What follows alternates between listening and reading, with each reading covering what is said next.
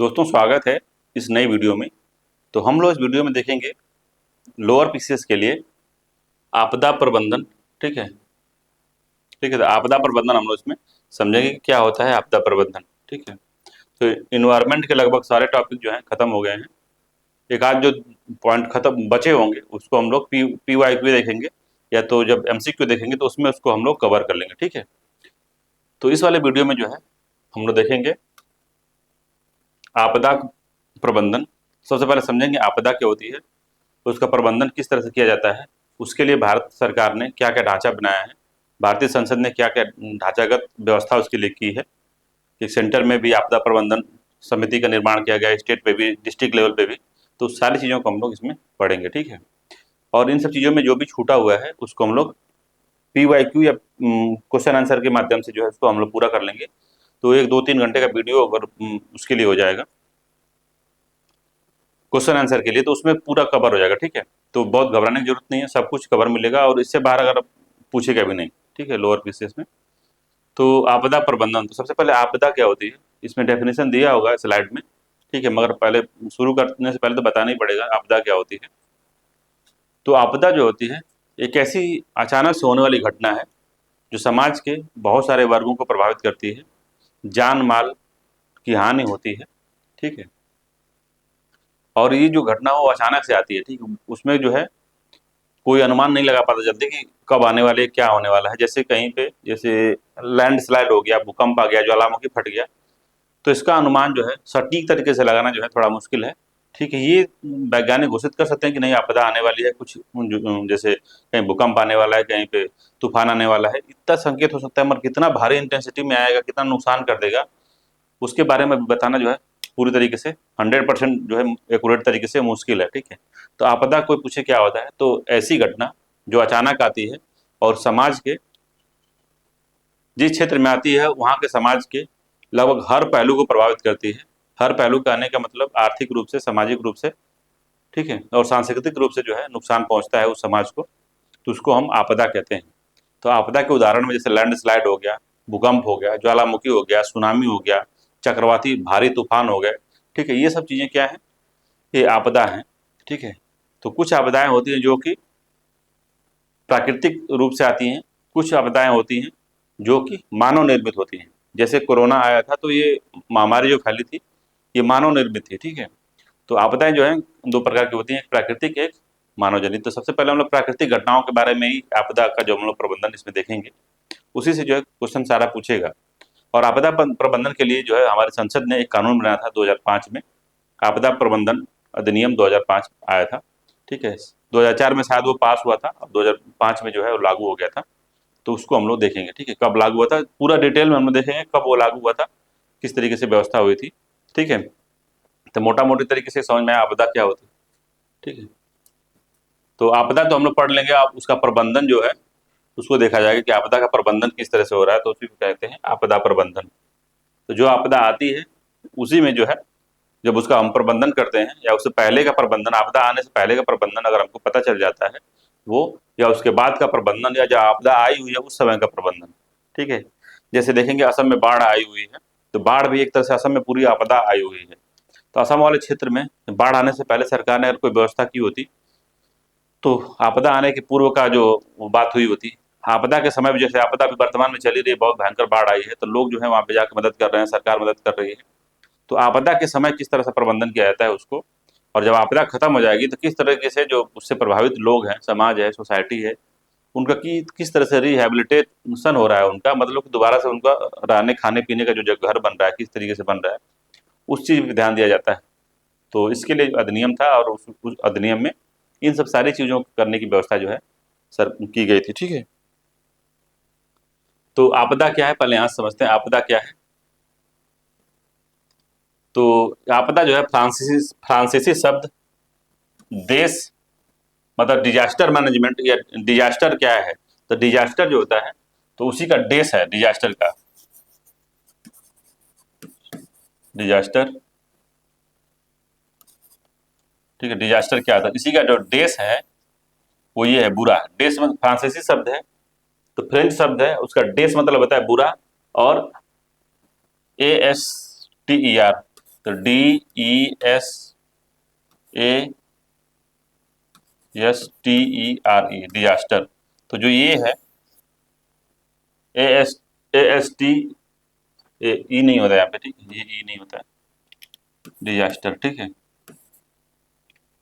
जो डिजास्टर है तो इसका मतलब तारा होता है, तो बदकिस्मती या बैड स्टार इसको कहते थे।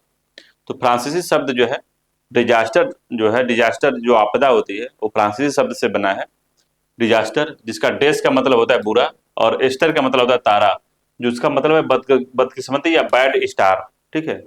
बुरा तारा या खराब स्टार जो है उसी को हम लोग कहते हैं डिजास्टर। तो जब संकट आता है, देखिए क्या होता है, संकट आया है तो केवल क्रैक्स हुए हैं, इस ये भूखंड है इसमें क्रैक्स आए हैं, इस तरह से क्रैक्स आए हैं।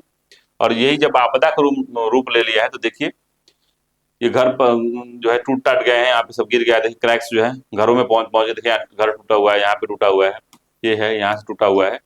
तो क्या होता है, जब केवल संकट जब आता है तो हल्का फुल्का भूकंप आके चला जाएगा, जब जब आपदा आती है तो घर, ठीक है, जान माल और धन सबका जो है नुकसान होता है उसमें, तो उसको आपदा कहते हैं। तो संयुक्त राष्ट्र के अनुसार जो है संकट आपदा बन जाता है, बनता है जब, तो संयुक्त राष्ट्र कहता है कि जो संकट आता है वो कब आपदा बनता है, तो कब बनता है, तो 10 या अधिक लोगों की मृत्यु हो जाए। तो 10 या अधिक लोगों की मृत्यु हो जाए, जैसे मान लीजिए भूकंप आया उसमें 10 या 10 से अधिक लोगों की मृत्यु हो गई है, तो उसको कह देंगे कि आपदा आ गई है। 100 या अधिक लोग जो है 100 या 100 से अधिक लोग प्रभावित हो, अंतर्राष्ट्रीय सहायता की मांग की जाए, तो समझ लीजिए कि आपदा जो है आ चुकी है। तो आपदा सबसे पहले होता है संकट, जिसको हैजार्ड कहते हैं। तो हैजार्ड और डिजास्टर में अंतर होता है। हैजार्ड क्या होता है, तो जैसे भूकंप आया और सब हिल के बस रह गया, कुछ गिरा उरा नहीं, कुछ जान का नुकसान नहीं हुआ, न माल का नुकसान हुआ। माल कहने का मतलब कि धन का नुकसान नहीं हुआ, ठीक है, मनी या फिर धन का नुकसान नहीं हुआ, तो उसको कहेंगे संकट आया था टल गया। नहीं कहते लोग संकट आया था भाई, बहुत बड़ा संकट आया था टल गया, तो संकट टल गया भाई मतलब कुछ नुकसान नहीं हुआ, बस आया था और वो चला गया। जैसे हल्का फुल्का भूकंप आएगा, कंपकपी करके चला जाएगा, और कुछ भूकंप ऐसे आएंगे कंपकपी तो करेंगे मगर ये तोड़ देंगे उसके बारे में, जान माल का नुकसान हो जाएगा, तो उसको आपदा कहेंगे, ठीक है। तो हैजार्ड क्या होता है, हैजार्ड सबसे छोटा रूप है आपदा का, जो कि आता है बहुत ज्यादा इफेक्ट नहीं डालता, बस आता है और चला जाता है, ठीक है, बहुत नुकसान नहीं पहुंचता, या ना का नुकसान पहुंचता है, या तो फिर 1-8% का नुकसान होता है, उसको हैजार्ड कहते हैं या आपदा कह सकते हैं, या संकट कहते हैं उसको, ठीक है, आपदा नहीं कहते।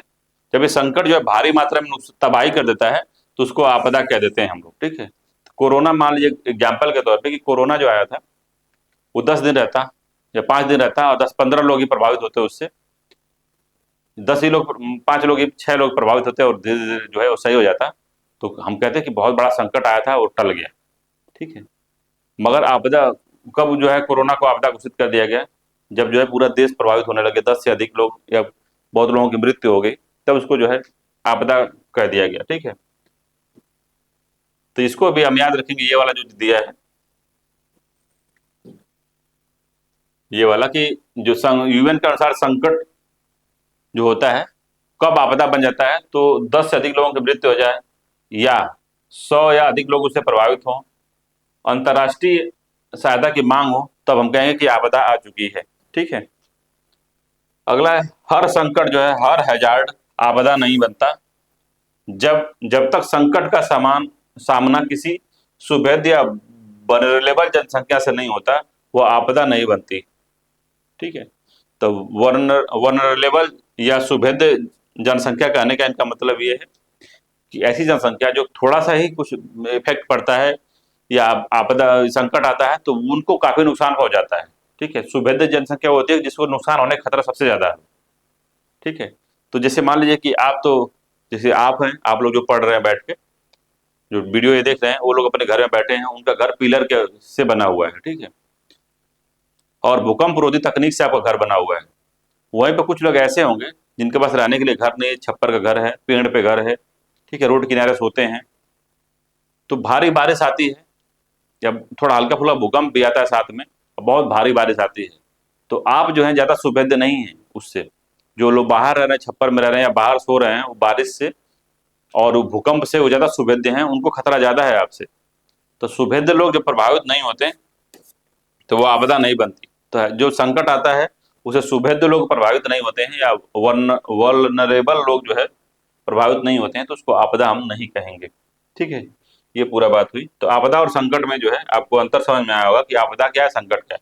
तो संकट है आपदा आने के पहले, ठीक है, हल्का फुल्का भूकंप आया, कुछ इफेक्ट नहीं हुआ, आपदा थी, संकट था, संकट टल गया। वही संकट जो है जिसे घर को तोड़ मरोड़ दे, धन और जान माल के नुकसान हो जाए, तो उसको कहेंगे कि संकट आ चुका है। ठीक है, ये बात है। अगला है कि संकट की शारीरिक संरचना क्या होती है। तो एनाटॉमी ऑफ थ्रेट मैट्रिक्स क्या होता है भाई। तो इसमें देखेंगे तो यहाँ पे मूल अर्थ दिया है, प्रकृति दी है, उदाहरण दिया हुआ है। तो हैजार्ड जो होता है प्राकृतिक या मानव निर्मित जो खतरा हो सकता है। हैजार्ड जो हो सकता है दो तरह का, प्राकृतिक हैजार्ड या संकट, या मानव निर्मित संकट हो सकता है। वल्नरेबिलिटी क्या है, तो नुकसान झेलने वाले की कमजोरी और अक्षमता जो होती है उसको वल्नरेबिलिटी कहते हैं। रिस्क किसको होता है, तो होने वाले नुकसान की संभावना को रिस्क कहते हैं।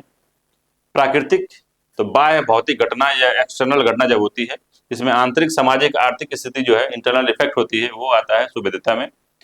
और जो है देखिए समझने की कोशिश करिए। अब ये मूल अर्थ है, ये प्रकृति है, उदाहरण है। तो पहले संकट क्या होता है, संकट प्रकृति या मानव निर्मित खतरा हो सकता है। इस संकट की प्रकृति क्या हो सकती है, तो बाह्य भौतिक घटना हो सकती है, एक्सटर्नल घटना होती है। उदाहरण है नदी में बाढ़ आना। तो नदी में बाढ़ आना एक संकट हो सकता है, मगर नदी में जैसे असम जैसे बाढ़ आए, घरों को बहा ले जाए, आशियाना बहा ले जाए, लोगों को बहा ले जाए, जानवर पशु पक्षियों को बहा ले जाए, तो उसको कहते हैं कि वो जो है क्या हो गया, आपदा बन गई। तो संकट जो है इस तरह, संकट का अर्थ है, मूल अर्थ इसका प्राकृतिक या मानव निर्मित खतरा, प्रकृति या भौतिक बाह्य भौतिक घटना, और उदाहरण नदी में बाढ़ आना। ठीक है। वल्नरेबिलिटी क्या होती है, तो नुकसान झेलने की कमजोरी क्षमता, आंतरिक सामाजिक आर्थिक स्थिति, और नदी किनारे कमजोर मिट्टी के घर जो होते हैं वो ज्यादा सुभेद्य हैं इस बाढ़ से। ठीक है, समझ रहे। तो ऊपर से हमको नीचे आकर समझना है इसको। अगला जोखिम रिस्क, तो होने वाला नुकसान की संभावना, घटना और कमजोरी का जो परिणाम या आउटकम जो निकलता है वो रिस्क होता है। और घरों के बहने और डूबने का जो डर होता है वो उसका उदाहरण है। ठीक है, तो ये होता है। तो यहाँ से देखिए वल्नरेबिलिटी क्या है, तो नदी किनारे जो कमजोर मिट्टी के घर हैं वो वल्नरेबल हैं, खतरा वो उन पे ज्यादा है। वहीं पे कंक्रीट से बना हुआ मजबूत पिलर वाला घर जो है मिट्टी की तुलना में बाढ़ झेलने की क्षमता जो है ज्यादा होती है। तो सुभेद्यता जो है, नदी किनारे कमजोर मिट्टी के घर की सुभेद्यता सबसे अधिक है। सबसे कम सुभेद्यता किसकी है, जो कि बाढ़ रोधी तकनीक से बना हुआ घर। ठीक है, तो इस बात को समझे होंगे आप। तो ये पूरा है। अगला है कि आपदा जोखिम का गणितीय सूत्र या द रिस्क जो इक्वेशन होता है। तो जोखिम या रिस्क क्या होता है, तो संकट होगा इंटू सुभेद्यता होती है बटे में क्षमता होती है, सुभेद्यता को झेलने की क्षमता होती है। इसको कहते हैं ये आपदा में जो जो रिस्क होता है, रिस्क कितना होगा, तो संकट की इंटेंसिटी कितनी है इंटू वहां पे प्रभावित होने वाले घर कितने हैं। ठीक है, और क्षमता कितनी है, संकट की क्षमता कितनी है उस पर डिपेंड करता है आपका। यदि हम अपनी क्षमता, देखिए ये क्षमता जो है, देखिए ये संकट की क्षमता नहीं है, ये हमारी क्षमता कैपेसिटी है। कैपेसिटी है कि हम इस घर को बचा सकते हैं। किस तरह से बचाएंगे, ये जो है सरकार की पॉलिसी पे डिपेंड करेगा या नीति पे डिपेंड करेगा। ठीक है, सुभेद्यता कैसे हम बचा सकते हैं, तो इसको जो है जो मिट्टी के घर है उसको हम लोग कंक्रीट के घर बना सकते हैं। ठीक है, कंक्रीट के जो है मजबूत घर जो है इसमें बनाया जा सकता है। तो सुभेद्यता जिससे बचाया जा सकता है, क्षमता बढ़ाई जा सकती है, कैपेसिटी बिल्डिंग जिसको कहते हैं उसको बढ़ाया जा सकता है नई नई तकनीकों का यूज करके। ठीक है, संकट को कम किया जा सकता है, घरों को अच्छे से जो भूकंप रोधी बाढ़ रोधी जो तकनीक के माध्यम से जो है सुभेद्यता को कम किया जा सकता है।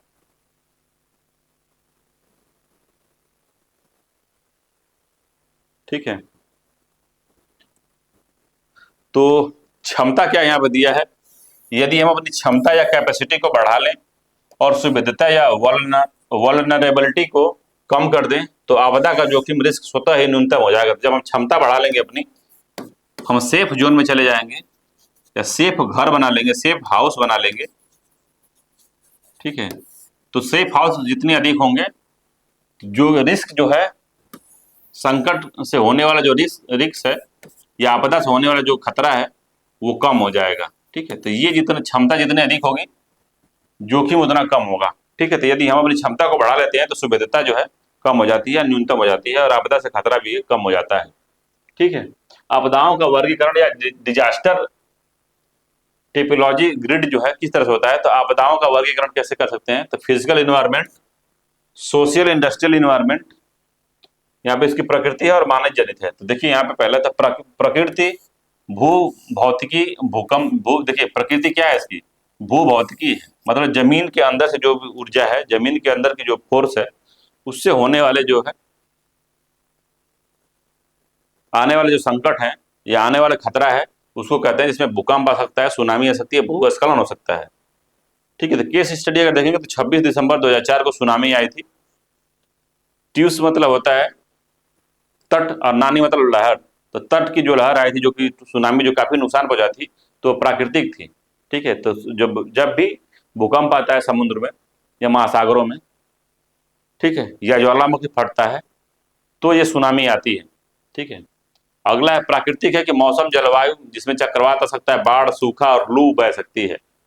नोडल मिनिस्ट्री से गृह मंत्रालय है और कृषि मंत्रालय है, ये देखने के लिए चक्रवात आ रहा है तो उसको कैसे संभालना है, बाढ़, सूखा और लू के बारे में जो नोटिफिकेशन आता है वो गृह मंत्रालय देता है इसका।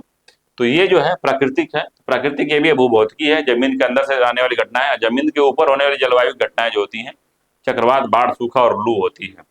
अगला मानव जनित किस तरह से होता है भाई, तो मानव जनित देखेंगे तो मानव जनित तो रासायनिक औद्योगिक गैस रिसाव के कारण जो है आपदा आ सकती है, जिसमें केस हिस्ट्री में भोपाल गैस त्रासदी 2 से 3 दिसंबर 1984, MIC gas, methyl isocyanide gas का रिसाव हुआ था। MIC जो है मिथाइल आइसोसाइनाइड जो गैस थी, उसका रिसाव जो है यहाँ पे हुआ था। तो मानव जनित रासायनिक घटना और औद्योगिक घटना जो होती है वो मानव जनित होती है। मानव जनित सामाजिक और तकनीकी घटना कैसे, जिसमें आतंकवाद हो सकता है, दंगे हो सकते हैं, कुंभ मेले में भगदड़ हो गई, परिवहन दुर्घटना हो गई, ये सब मानव जनित सामाजिक और तकनीकी घटना के उदाहरण हैं, ठीक है। तो ये जो है आपकी घटनाएं हैं, आपदाएं हैं, ठीक है। कैसे आ सकती है मानव जनित, और मानव जनित हमने देखा, और हमने देखा प्राकृतिक जनित, ठीक है। अगला है रणनीति आपदा प्रबंधन चक्र।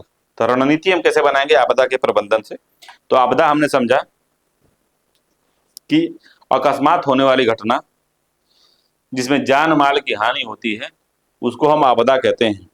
आपदा का प्रबंधन हम कैसे कर सकते हैं, जैसे हम एक उदाहरण लें कि एक नदी है आपके गांव के आसपास, जो है आपके शहर के आसपास एक नदी है, उसमें लगातार बाढ़ आती है। तो जब बारिश होने से पहले, जैसे आषाढ़ के महीने में या फिर जून जुलाई अगस्त के महीने में, ये जो क्षेत्र आषाढ़ सावन और भादों जो आता है, जो हिंदी माह है हमारा, उसमें जो है इंग्लिश माह जब शुरू होता है तो वो आता है हमारा जून जुलाई अगस्त सितंबर, ठीक है। इसी के बीच में जो है भारी बारिश होती है और नदियों में बाढ़ आने की संभावना जो है सर्वाधिक इसी में होती है, ठीक है। तो आपका एक शहर है या गांव है जो नदियों के चपेट में हमेशा आता है, तो प्री प्लानिंग कैसे करेंगे हम, आपदा आने से पहले की तैयारी कैसे कर सकते हैं हम, तो ये करेंगे कि अगर कोई झुग्गी झोपड़ी बना के रह रहा है, मिट्टी का घर बना के रह रहा है, जो कि बाढ़ से बचने वाली तकनीक का यूज करके घर नहीं बनाया गया है, उसमें से लोगों को हम निकाल सकते हैं। या फिर जैसे बाढ़ खत्म हो उसके बाद से हम काम चालू कर दें और सारा जो किनारे का घर है उसको तोड़वा के उसको जो है हम बाढ़ रोधी जो घर है हम उसका निर्माण करवा सकते हैं, ठीक है। तो वो बाढ़ आने से पहले, आपदा आने से पहले की घटना है, ठीक है। अगर मान लीजिए हमेशा कर नहीं पाए, विफल हो गए कोई किसी कारणवश, तब क्या होगा, आपदा आ गई, लोग निकल नहीं पाए वहां से और बाढ़ आ गई, तो उनको निकलने की सुविधा हम दे सकते हैं। तो आपदा के समय का जो सुविधा है, खाने पीने की सुविधा पहुंचा सकते हैं वहां पे, लोगों को रेस्क्यू ऑपरेशन के द्वारा बाहर निकाल सकते हैं, हेलीकॉप्टर के द्वारा, एयरफोर्स की मदद लेके, ठीक है। डिजास्टर मैनेजमेंट की जो टीम है उसको वहां पे डिजॉल्व कर सकते हैं, ठीक है। जो फोर्स होती है डिजास्टर मैनेजमेंट फोर्स जो होती है, NDRF जो सुने होंगे, नेशनल डिजास्टर मैनेजमेंट फोर्स होती है, उसको जो हम उसको डिप्लॉय कर सकते हैं, स्टेट वालों को डिप्लॉय कर सकते हैं, डिस्ट्रिक्ट वालों को डिप्लॉय कर सकते हैं, ताकि अधिक से अधिक लोगों को वहाँ से निकाला जा सके। इस तरह से कर सकते हैं। आपदा के समय खाना पीना पहुँचाना, दवाई की सुविधा देना उनको, मतलब कि हेल्थ वाला चीज़ें प्रोवाइड करना। अगर पढ़ने की स्थिति में तो लड़कों के एजुकेशन, ठीक है, बच्चों के एजुकेशन, और उसके अलावा जो है खाने पीने की सामग्री, रिहेबिलिटेशन के लिए जो नाव वगैरह होती हैं, जहाज होती है, वो सब चीज़ों की व्यवस्था, ये सब कर सकते हैं उस समय। जैसे असम में इस समय सरकार और अन्य जो वॉलंटियर लोग हैं, जिसमें देखे होंगे अलग सर हैं जो फिजिक्स वाला है उसमें के हैं, ओम बिरला की जो बेटी हैं, बिरला ग्रुप की हैं, शायद कि आदित्य बिरला ग्रुप की जो है, जो आरसीबी को खरीदी हैं, जो वो हैं, वो भी जाके जाके लोगों को वहाँ पे राशन वगैरह बांट रही हैं। तो बहुत अच्छा काम कर रही है। इस चीज़ों को अप्रिशिएट करना चाहिए लोगों को, ठीक है। तो उसी तरीके से रणनीति हम कब कैसे बनाएंगे, तो सबसे पहला है आपदा पूर्व चरण। तो प्रो एक्शन एक्टिव कैसे होंगे हम? प्रो एक्टिव मतलब कि आपदा आने से पहले हम कैसे मैनेजमेंट करेंगे। सबसे पहला रोकथाम या प्रिवेंशन करेंगे। प्रिवेंशन कैसे कर सकते हैं? अगर मान लीजिए कि एरिया में बाढ़ आती है, तो बाढ़ से एक उदाहरण ले रहे हैं ताकि आपको आसानी से समझ में आ जाए। जो भी आपदा आती है उसका हम पहले जो है निदान कैसे कर सकते हैं। तो बड़ा बड़ा कंक्रीट के जो है दीवार बना के बाढ़ को जो जनसंख्या वाला क्षेत्र है उधर आने से रोक सकते हैं।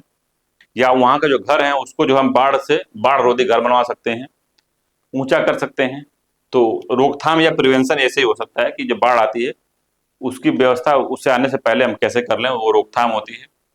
फिर मिटिगेशन होता है या समन जिसको कहते हैं, समन। तो आपदा पूर्व की बात है ये। तो इसमें दीर्घकालिक उपाय हम कर सकते हैं। भूकंप रोधी मकान बना सकते हैं या बाढ़ रोधी मकान बना सकते हैं। वनीकरण, वनों को लगा के हम इसको भूकंप वगैरह को उनके प्रभाव को रोक सकते हैं। तो ये भूकंप के बारे में लेके चल रहा है। इस वजह से दीर्घकालिक उपाय, भूकंप रोधी मकान बना सकते हैं, वनों को लगा सकते हैं। वन वगैरह जब लगाएंगे तो उसमें जो है थोड़ा सा वो लोग प्रकृति को बचाते हैं या उस समय लोगों की सुरक्षा करते हैं जब आपदा आती है, ठीक है। तीसरा है तैयारी या प्रिपेयर्डनेस कैसे हो सकता है। तो योजना बना सकते हैं इसका, EWS, मॉक ड्रिल, ठीक है। तो ये सब चीजें हम उसको कर सकते हैं। तो तीन चीज है, रोकथाम है, समन है और तैयारी है, ठीक है। तो ये आपदा के पूर्व की जो बातें हैं उसको कर सकते हैं किस तरह से। सबसे पहले रोकथाम के लिए हम कोई व्यवस्था कर सकते हैं कि इसको रोका जा सके। सबसे पहली बात यही कि इस आपदा को हम रोक सकते हैं, रोका जा सके।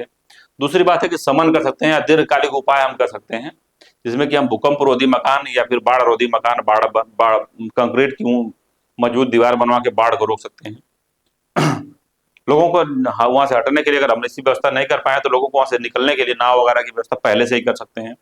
खाने पीने की सामग्री पहले से व्यवस्थित कर सकते हैं, ठीक है। उसकी तैयारी यहाँ पे कर सकते हैं। और लोगों को कैसे निकाला जाए उसके लिए मॉक ड्रिल वगैरह जो है हम आपदा आने से पहले ही कर सकते हैं कुछ जगहों पे, ठीक है। आपदा पश्चात चरण क्या होता है? तो आपदा के पश्चात क्या कर सकते हैं हम? तो रिस्पांस कैसे दे सकते हैं? अनुक्रिया होती है पहली। तो खोज, बचाव और तत्काल राहत कैसे हमको देना है। तो खोज, लोगों को खोजने के लिए NDRF और वॉलेंटियर को बुला के जो लोग खो गए हैं उनको खोजा जा सकता है, उनका बचाव किया जा सकता है। और तत्काल राहत के लिए उनको खाना पीना, रहने की जगह, दवाई, ठीक है, अन्य सुविधाएं उनको जो कि उनको तुरंत जरूरत है उसको हम प्रोवाइड कर सकते हैं। पांचवा है कि पुनर्प्राप्ति या रिकवरी कैसे होगी, बुनियादी ढांचों की बहाली कैसे करेंगे, जिसको हम कह सकते हैं कि रिहेबिलिटेट उनको कहाँ करेंगे। तो जैसा वो रह रहे थे पहले जब अपने घरों में, अपने एरिया क्षेत्र में, उनको दोबारा हम कैसे जो है बुनियादी ढांचे को बहाल कैसे करेंगे, उनके रहने सहने घर जो है किस तरह से बुलाएंगे। छठवां इसमें रिकंस्ट्रक्शन, तो नए सिरे से निर्माण कैसे करेंगे उनके गाँव को, वो रिकंस्ट्रक्शन होता है, ठीक है। तो ये तो आपदा से पूर्व है। आपदा के बाद है, जब आपदा होती है उस समय भी हमने आपसे बात की कि आपदा जब चल रही है तब हम क्या कर सकते हैं। तो आपदा जब आपने व्यवस्था नहीं की, इसकी व्यवस्था की है मगर फेल हो गया ये, या फिर ये व्यवस्था ही नहीं की है, ठीक है, इन दोनों कंडीशन में जब आपदा आ जाती है तो क्या कर सकते हैं हम लोग? भोजन, पानी, डेली जो दैनिक दैनिक कार्य के लिए सुविधा, दैनिक कार्य से बाथरूम वगैरह, साबुन तेल मसाला, ये सब साबुन तेल वगैरह, फिर खाने की व्यवस्था, भोजन तो हो ही गया है, ठीक है। अस्पताल या फिर अस्पताल वाली व्यवस्था, अस्पताल व्यवस्था, ये सब बेसिक चीज़ों को हम किस तरह से पहुंचा रहे हैं। और वहाँ पे बचाव कार्य, जब आपदा चले तो बचाव कार्य कैसे कर रहे हैं हम लोग, ठीक है। ये चीज़ों को जो है उसमें ध्यान देंगे। तीन तरह का होता है, एक होता है आपदा के पूर्व, फिर एक होता है आपदा के समय, और एक होता है आपदा के बाद। तो आपदा के बाद वाला देख लिया, आपदा के पूर्व वाला देख लिया, और आपदा के समय ये इन चीज़ों को हमको मुहैया कराना आवश्यक हो जाता है, ठीक है। याद रखिएगा इसको। अगला है कि समय रेखा और अनुक्रिया, द टाइम लाइन और कर्व क्या होता है इसमें। तो किस तरह से जो है जब भी कोई अगर आपदा आने वाली होती है तो किस तरीके से हमको क्या करना चाहिए ताकि जो है उसका रिस्पांस हम सही दे सकें। ठीक है, तो यहाँ देखेंगे आप समय रेखा अनुक्रिया क्या होती है। सबसे पहले अगर जिस क्षेत्र में बाढ़ आती है हम क्या कर सकते हैं कि अर्ली वार्निंग सिस्टम लगा सकते हैं, जिसको EWS कहते हैं, अर्ली वार्निंग सिस्टम। जैसे आप जैसे मान लीजिए कि कहीं पे चक्रवात आने वाला है तो कोस्टल एरिया के लोगों को हम पहले से ही अलार्म बजा के उनको सूचित कर सकते हैं कि भाई चक्रवात आने वाला है, तुम यहाँ से हट जाओ, भाग जाओ, तो बहुत दिक्कत का सामना करना पड़ सकता है, चक्रवात बहुत तेज है। तो लोग जो अपने से निकलने वाले होंगे, जो सक्षम होंगे, वो निकल जाएंगे। ठीक है, सक्षम लोग जो हैं वो बाहर निकल जाएंगे, मगर जो लोग सक्षम नहीं है वो क्या होंगे, वहीं फंसे रहेंगे, तो उनको सरकार निकालेगी। ठीक है, तो अर्ली वार्निंग सिस्टम लगाएंगे, चक्रवात और बाढ़ की भविष्यवाणी करेंगे हम लोग। ठीक है, और लोगों को वहां से निकालने की कोशिश करेंगे। फिर से क्या है, resource mapping and mock drill करेंगे, तो संसाधनों की सूची बनाएंगे कि कौन कौन संसाधन की जरूरत है, कौन कौन संसाधन उपलब्ध है वहां पे, और उन संसाधनों का यूज करके हम मॉक ड्रिल के माध्यम से सीखने की कोशिश करेंगे। मॉक ड्रिल क्या होती है, तो मॉक ड्रिल मतलब होता है कि जैसी घटनाएं होती हैं उस घटना के समय जो हम किस तरीके से रिस्पॉन्स करेंगे, उसी तरह की घटना को क्रिएट करके आर्टिफिशियल तरीके से, ठीक है, मानव जनित तरीके से उसको क्रिएट करके उसमें से लोगों को बचा सकते हैं। किस तरह से बचाएंगे, उसको सीखने की जो प्रक्रिया होती है, प्रैक्टिस की जो प्रक्रिया होती है, उसी को हम कहते हैं ड्रिल, मॉक ड्रिल। ठीक है, तो संसाधनों की सूची और अभ्यास कैसे करेंगे। ठीक है, संसाधनों की सूची बनाएंगे, क्या क्या जरूरत पड़ेगी हमको, क्या क्या हमारे पास अवेलेबल है, क्या हमको बाहर से लेना है, क्या हमको उस समय मंगाना पड़ेगा, उसका और अभ्यास करेंगे, किस तरह से पहुंचाएंगे संसाधनों को, खाना पीना कैसे पहुंचाना है, लोगों को कैसे निकालना है, नाव कैसे चलानी है, कितनी स्पीड में चलानी है, कैसे निकालना है, ये सब चीज़ों को सीखने की जो काम है वो इसमें होता है। उसके बाद देखिए धीरे धीरे यहाँ से चलते आए हैं, आपदा आने से पहले, फिर यहाँ से आपदा आ गई। ठीक है, आपदा आ गई तो इम्पैक्ट स्पाइक हो गया, आपदा का क्षण हो गया, इस समय आपदा आ गई, बहुत चरम पे है अपने। तो गोल्डन हावर में क्या कर सकते हैं, तो शुरुआत में जब घटना होती है तो शुरुआत में ही लोग जो है तितर बितर होने लगते हैं। तो जो तितर बितर जब जिस समय इंसान हो रहा है उसी को हम कहते हैं गोल्डन हावर। उस समय खून भी जैसे कि मान लिया आपदा आ गई, और आपदा आ गई, कुछ लोग प्रभावित हो गए उससे, और आपदा कम हो गई, मतलब कि उस समय कुछ दिन चली, कुछ घंटे चली, बहुत तेजी से चली, उसकी इंटेंसिटी कम हो गई कुछ दिनों के लिए, तो क्या करेंगे, वो उसे गोल्डन हावर कहते हैं। तो खोज और बचाव की क्रिया जो है सबसे तेज कर सकते हैं उसमें। मलबे या बाढ़ में फंसे लोगों को तुरंत निकालना पड़ेगा। इसमें NDRF जो है, नेशनल डिजास्टर रिस्पॉन्स फोर्स होती है, उसको एक्टिव करेंगे उसमें। ठीक है, तो जैसे जैसे आपदा नीचे आएगी हम क्या करेंगे, इमीडिएट रिलीफ पहुंच जाएंगे, जिसमें फील्ड हॉस्पिटल हम भेजेंगे, टेंट वगैरह की व्यवस्था करेंगे, स्वच्छ पेयजल बजाएंगे, भोजन मंगाएंगे वहाँ पे भोजन, इन सब चीजों की यहाँ पे हम व्यवस्था करेंगे। तो देखिए कर्व के माध्यम से, ग्राफ के माध्यम से समझाया गया है कि सबसे पहले क्या करेंगे, बाढ़ आने से पहले हम या चक्रवात आने से पहले भविष्यवाणी करेंगे, अर्ली वार्निंग सिस्टम के माध्यम से लोगों को जागरूक करेंगे। आप देखे होंगे अभी वर्तमान में उदाहरण अगर देखें हम, तो आपके मोबाइल में मैसेज आता है कि आज से 2 से 3 बजे के बीच में 2-3 घंटे के अंदर में आप बाढ़ आ जाएगी, पर बाढ़ कह रहे हैं, आंधी और चक्रवात और तूफान आने की संभावना है, और कड़क बिजली कड़कने के साथ साथ भारी जो है बारिश हो सकती है। बार बार फ्लैश मैसेज जो है आपके मोबाइल में आता रहता है। ठीक है, तो वही है अर्ली वार्निंग सिस्टम, बता देता है कि पहले बारिश वारिश आने वाली है, आप सतर्क हो जाइए अपने माध्यम से। फिर जो है बाढ़ मान लीजिए आ गई तो उसमें संसाधनों की सूची बनाएंगे और अभ्यास करेंगे किस तरह से उसको निकालेंगे।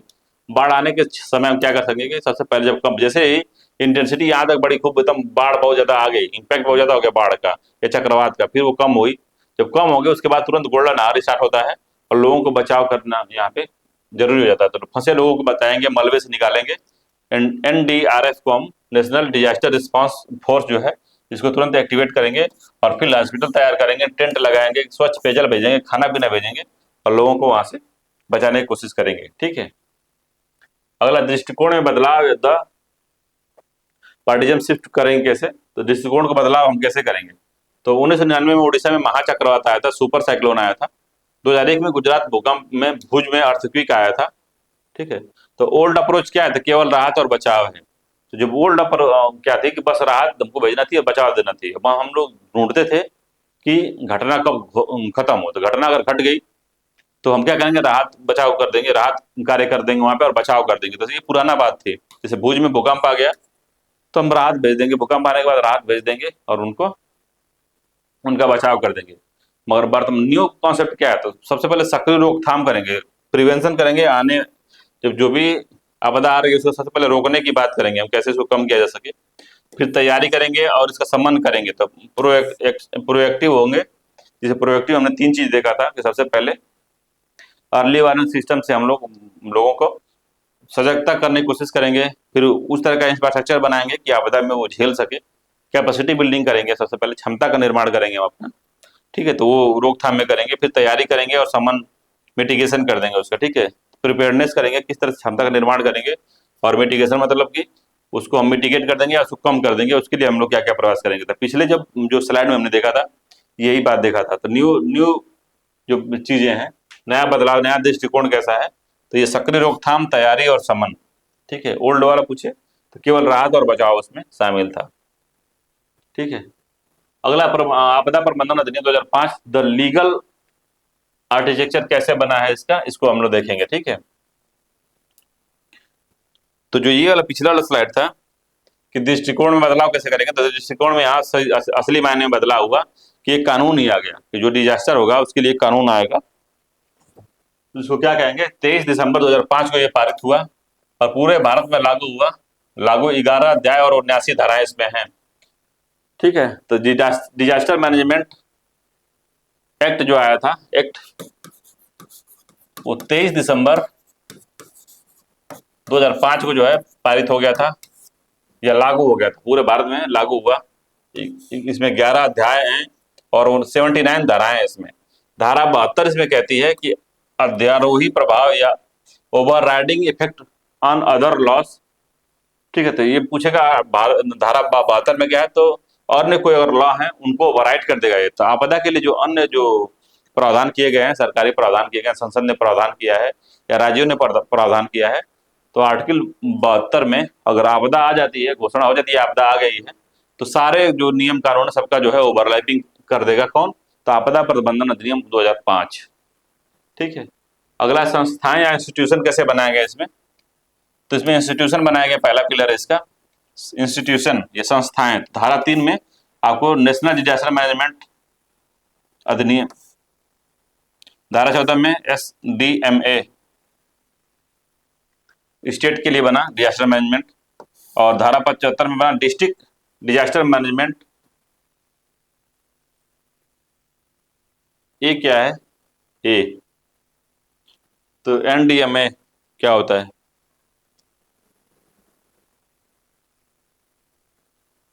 NDMA क्या होता है, उसका फुल फॉर्म थोड़ा भूल गए हैं। NDMA क्या होता है,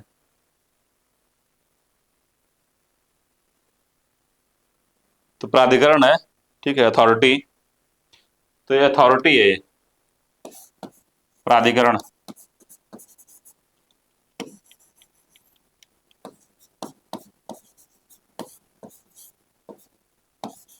अथॉरिटी,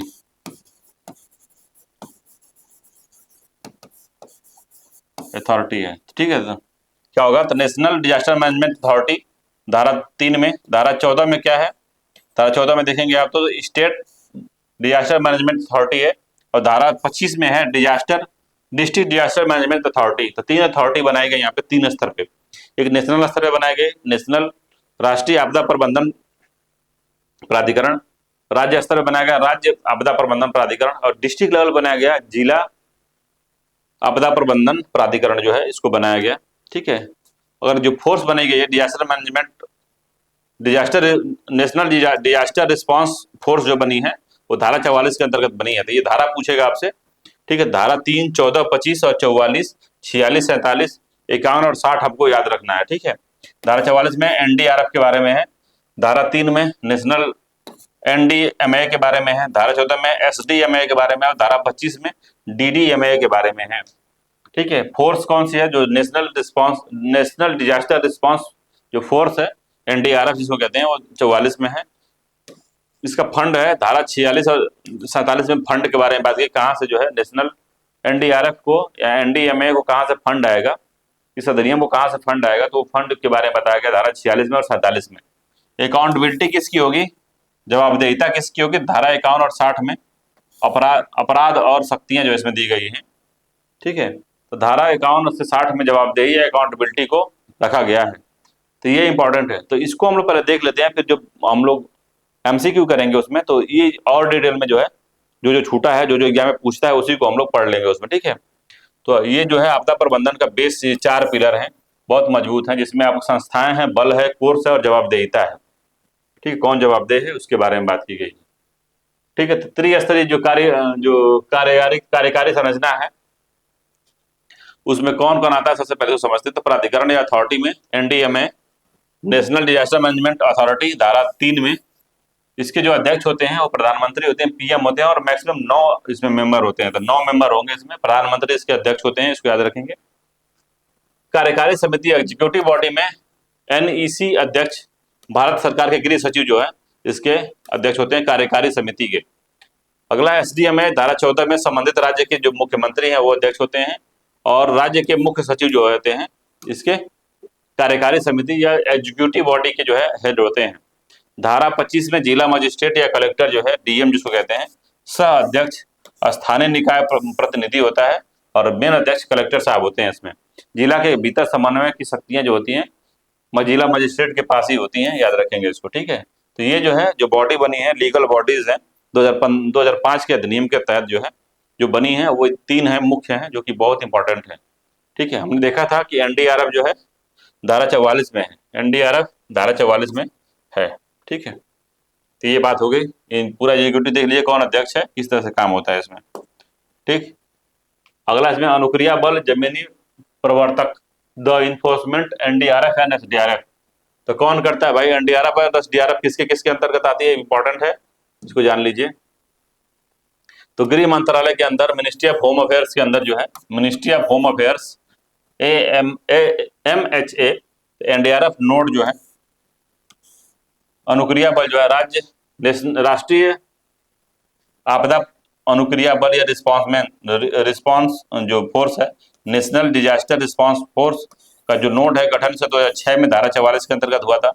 संरचना में 16 बटालियन, ये बहुविषयक है, इसमें मल्टी डिसिप्लिनरी बल है। ये नियंत्रण इसका जो है गृह मंत्रालय के अंतर्गत आता है। नोट है इसमें कि अर्धसैनिक बल, जिसमें बीएसएफ, सीआरपीएफ और सीआईएसएफ में प्रतिनियुक्ति जो है इनकी होती है, एनडीआरएफओ की।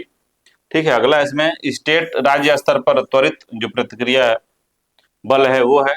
अगला इसमें नागरिक सुरक्षा और गृह रक्षक, सिविल डिफेंस और होम गार्ड जो है स्थानीय स्तर पर राहत वितरण में प्रशासन की रीढ़ का काम जो है करते हैं, होमगार्ड। जब किसी स्टेट में जो है आपदा आ जाएगी तो होमगार्ड वगैरह जो होते हैं उनकी जो है रिस्पॉन्सिबिलिटी जो है काफी बढ़ जाती है इसमें, इसको याद रखेंगे। तो ये पूरा जो है मिनिस्ट्री ऑफ होम अफेयर्स के अंदर जो है पूरा जो है एनडीआरएफ का पूरा सिस्टम जो है आता है। ठीक है, अगला इसमें अपराध शक्तियां और जवाबदेहिता, ऑफेंस अकाउंटेबिलिटी जो है किसकी किसकी है, इसके बारे में धारा जो मुख्य मुख्य धारा है उसके बारे में इसमें हम लोग पढ़ ले रहे हैं। तो पहला धारा 51, तो आपदा प्रबंधन के कार्यों में बाधा डालने वाले को 1 से 2 वर्ष का जो जेल हो सकता है। तो धारा 51 में क्या है, तो आपदा प्रबंधन के कार्यों में बाधा डालेगा उसको तो 1 से 2 वर्ष की जेल हो सकती है। धारा 54 है, घबराहट, पैनिक पैदा करने वाले, झूठी अफवाह को फैलाने वाले को लिए 1 वर्ष की जेल हो सकती है। जो झूठी अफवाह फैला रहा है आपदा की बाढ़ आने वाली है, कोई बचाने नहीं आएगा, भागो भागो, तो उनको जो है 1 वर्ष की जेल हो सकती है। धारा 52 में अगर हम देखते हैं, तो राहत सामग्री या धन के लिए झूठा दावा अगर करते हैं, फॉल्स क्लेम करता है, तो दंड इसका अधिकतम 2 वर्ष की जेल और जुर्माना दोनों हो सकता है। धारा 61 में राहत कार्यों में लिंग, जाति, समुदाय या धर्म के आधार पर भेदभाव का सख्त जो है निषेध किया गया है, कि महिला पुरुष और अन्य चीजों को देख के जो है आप इसमें काम नहीं कर सकते हैं। ठीक है, 1 मिनट रुकिए, फोन आ रहा है।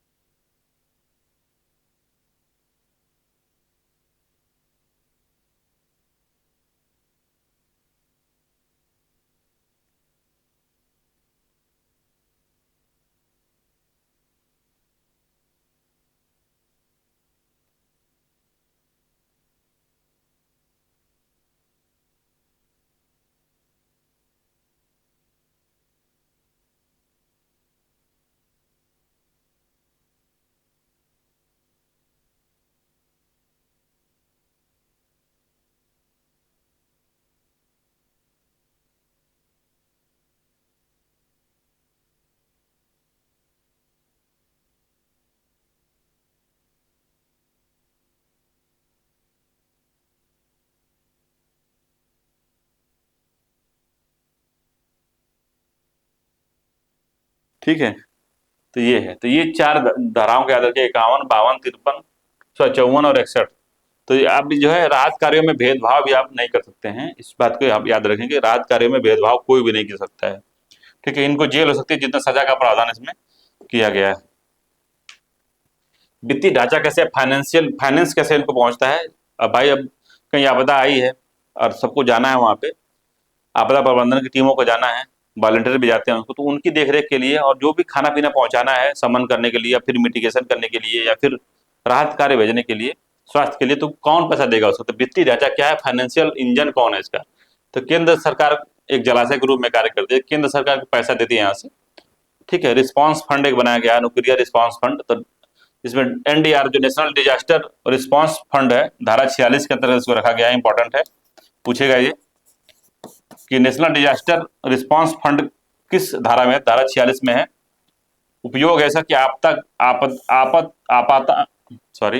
आपातकालीन राहत और अनुक्रिया कार्य के लिए जो है इस फंड का जो है यूज होगा। मिटिगेशन फंड के लिए क्या होगा, तो मिटिगेशन फंड अलग है, नेशनल डिजास्टर मिटिगेशन फंड अलग से बनाया गया धारा 47 में। उपयोग है आपदा से पूर्व जोखिम को कम करने के लिए। मिटिगेशन मतलब होता है जोखिम को कम करना के लिए जो है संरचनात्मक अगर उपाय किया जा रहा है, ठीक है, स्ट्रक्चरल कोई भी चेंज किया जा रहा है, इसको रिफॉर्म किया जा रहा है या कुछ बदलाव किया जा रहा है या उपाय किया जा रहा है, तो समन कोष से पैसा दिया जाएगा।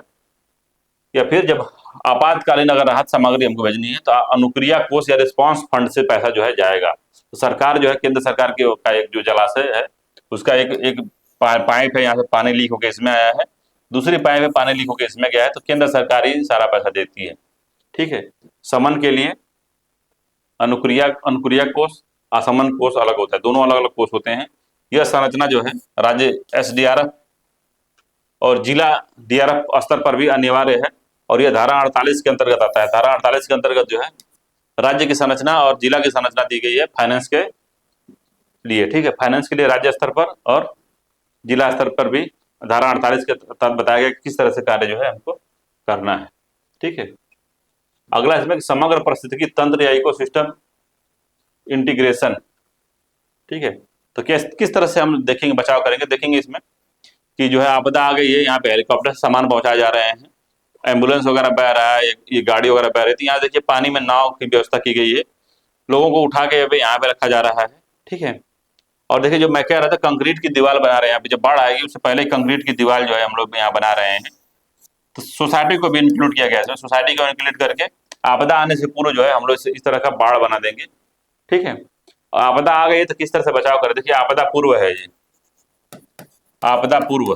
ठीक है, हम बताएं वल्नरेबल जो क्षेत्र हैं ये हैं जो मिट्टी के घर हैं।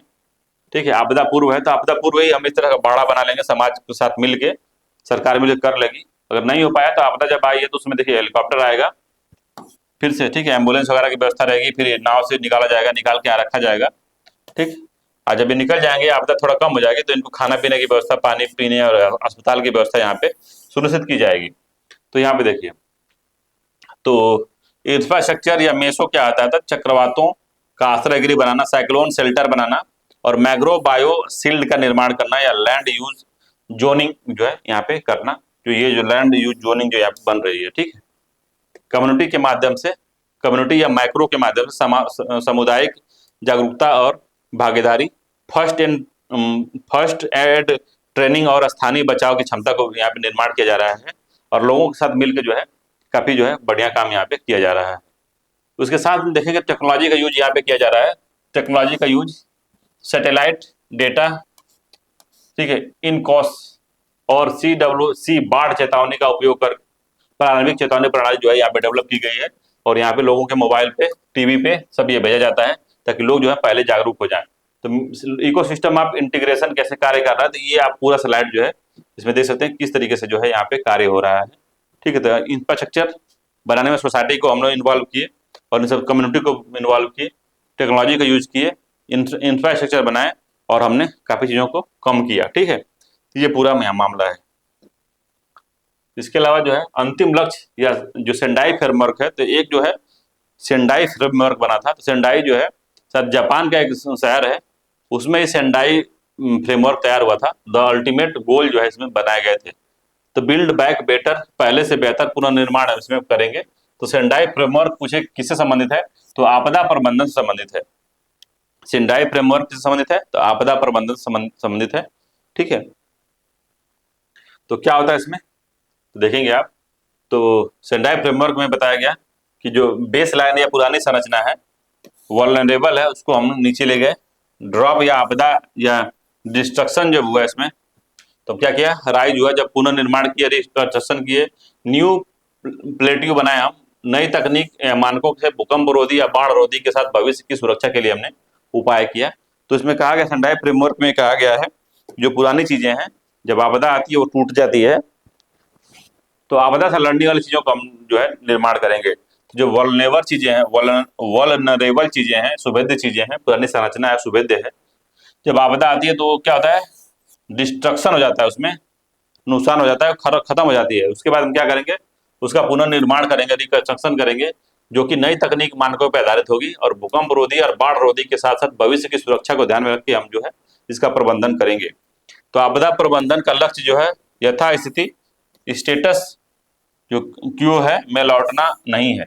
तो आपदा प्रबंधन का लक्ष्य है कि हमको यथास्थिति या पहले की स्थिति में लौटना नहीं है, बल्कि सेंडाई फ्रेमवर्क 2015 से 30 तक का है के तहत एक ऐसा लचीला समाज बनाना है जहां आज की आपदा कल का जोखिम न बन सके, ठीक है।